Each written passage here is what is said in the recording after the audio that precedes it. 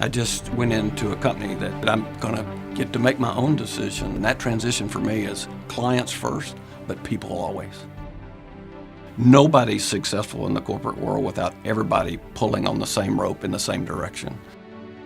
Corporate America's got people in senior leaderships that's never stepped inside a leadership course. And they lead the way they were brought up, but at the same time, they've never broadened those horizons, and sometimes it's kind of a train wreck. The transition was not hard, but they didn't really know what to do with me. As a senior officer, I wasn't used to having people, younger people especially, much younger, being in charge, and it's kind of chaotic for me because they didn't make decisions. They had a lot of meetings, but nothing ever came out of it.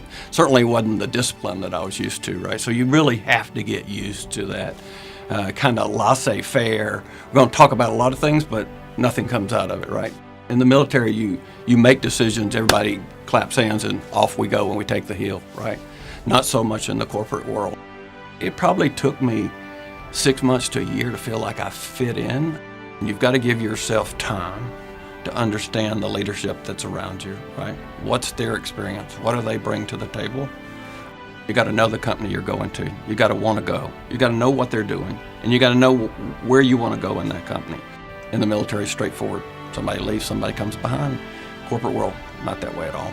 Succession plans are great on paper, but it all depends on the circumstances and the timing of the event that causes it to happen.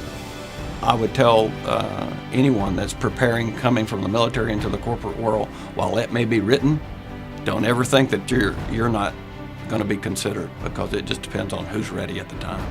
And I know that the military folks that aren't on that plan are figuring out a way to get on that succession plan in order to move up.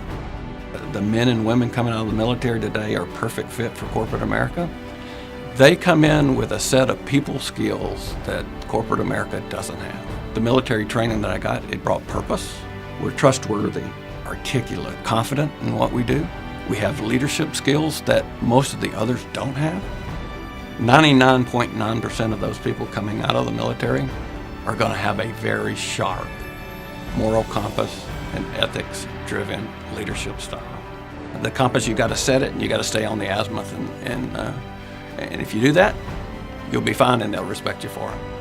And if corporate America doesn't take advantage of them, shame on them.